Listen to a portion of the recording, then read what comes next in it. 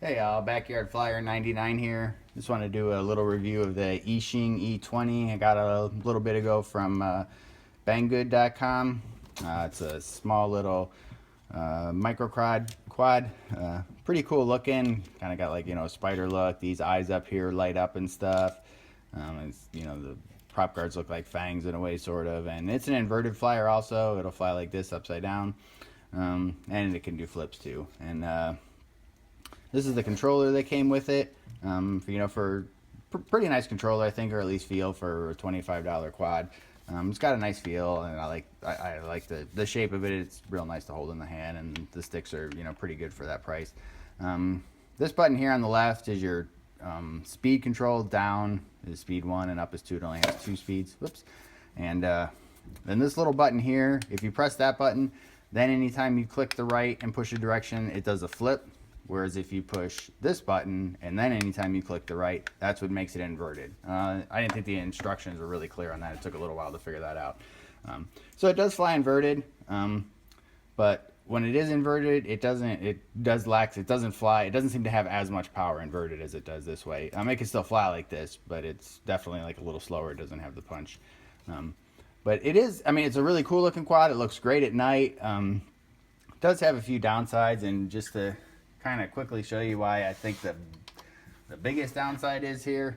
I'll bring out a little scale here. I don't know if you'll be able to see that or not. Probably not. But in any case, this is a Bang's X9, and they're about the same size.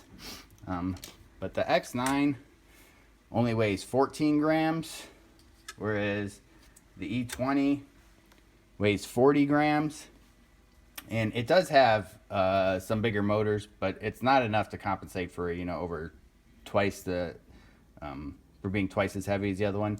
And basically, the quad is really fast, especially in a straight line for something this small. It moves pretty good, but anytime you try to do a turn, and I don't know if it's partially because the yaw is a little fast on it. It's not like a horribly fast spinner, but it's a little bit quick, I think, and it just gets a little bit unstable. It gets a bit of a wobble in it oftentimes.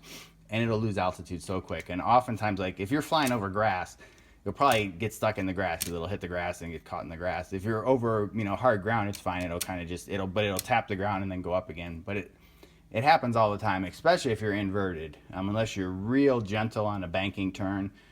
If you try to do like a snap turn, it'll get a little bit unstable. And once it starts to fall, it just can't really pick itself back up almost until it taps the ground. If you're full throttle with a brand new battery. So that's the biggest drawback to it. The other thing that I didn't like, I took the back battery bay cover off because it's real tight. This is a stock battery, and it's hard to tell, but it's really tight to get in. I don't want to push it in all the way. If you do push it in all the way, like when it comes, you have to get like a screwdriver or something, at least on mine, and like push it back out because it gets really tight in there and there's nothing to grab onto. I tried even putting like a little piece of tape here for a tab, but it's like so tight like it was rolling the tape off. So I actually had these from my Mold King, and they're 500 milliamps, so actually a little bit bigger. That was a 400, and they fit really nice though. You can't have the cover on there too long, but they fit like perfect in there, and then they're snug enough, but you can pull them out pretty quickly. So it's a really nice looking quad. It looks cool at nighttime, but like I said, I think that its weight, it's just a little too heavy. If they would have made this out of a little bit of a lighter material, it would have been better. On my third or fourth flight, I actually broke one of these legs. I was intentionally trying to just like tap it into the garage door to see, if it could hit on all sides and everything, and it hit, and then it went like this, and it just fell from like maybe 6 feet, and when it hit the ground, it snapped one of these arms off. So while it does protect, nothing ever hit the blade. When the quad does fall, these arms, you can kind of see that. I think this was the one that broke. It's super glued pretty well back on, but very weak points. So unfortunately, unless you're flying over grass or something, if it does fall and hit concrete or anything like that, asphalt, you do stand a decent chance of the arms breaking off. Like I said, it did super glue back on, but I'll take it outside, show a little flight with it. Like I said, it's cool at night. I'll try to get a night flight up later, and it is really fast. For something this small, it's probably because it does have bigger motors, but its agility is just not really there. Alright, just wanted to get a little outdoor flight here at the park. So this is This is rate 1 here. So there's the yaw. As you can see, it's a little fast, I think, for rate 1. Not like crazy, but that's full pitch forward, full pitch back. We do have a bit of a breeze, keeps blowing it back at me. There's to the left and to the right. So it's pretty mellow on the first level. There's a funnel on it, or as close as you can get to one. Let me go up to the second rate, because with the wind it's a little hard to fight it. So this is rate 2 now. So there's the yaw. I think it gets a little faster. Yeah. But as you can see there, it's like once it starts to lose altitude, it's the biggest drawback it has is it can be really hard for it to regain altitude. But as you can see there, I mean, when you're just going in a straight line for, you know, such a small little quad, it's pretty darn fast. It's getting a little bit of help from the breeze there, but oh, don't hit the tree. But its straight line speed, it is pretty impressive. Sorry about the flying a little bit. The breeze keeps blowing it right back towards me. It's hard trying to keep it in front. But I'm going to show you the inverted here. So there you can see it's inverted, and it flies pretty good inverted. It looks pretty cool, but it definitely doesn't have quite as much power. If you do start to lose altitude, it's really even harder to save it. As you can see there, that was full pitch up, and it just has to like tap the ground, and then it comes back up, which is fine if you're on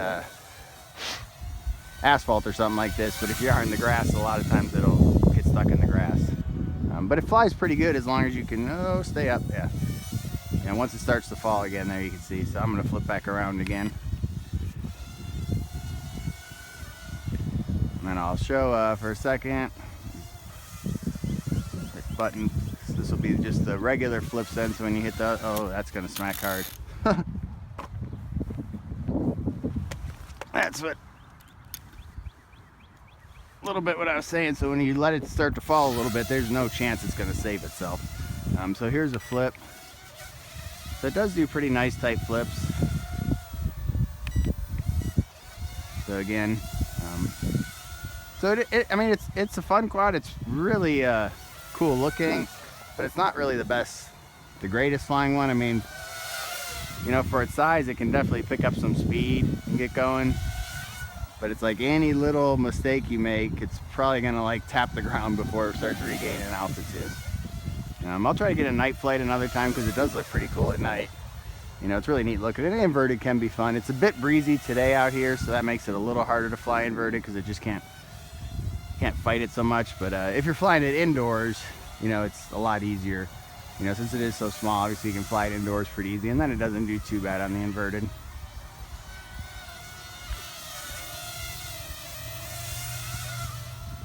Let's do one more pass. The battery's getting a little low.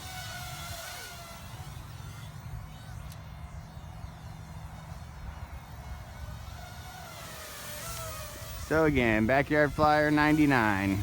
It's a quick little fight here for you guys.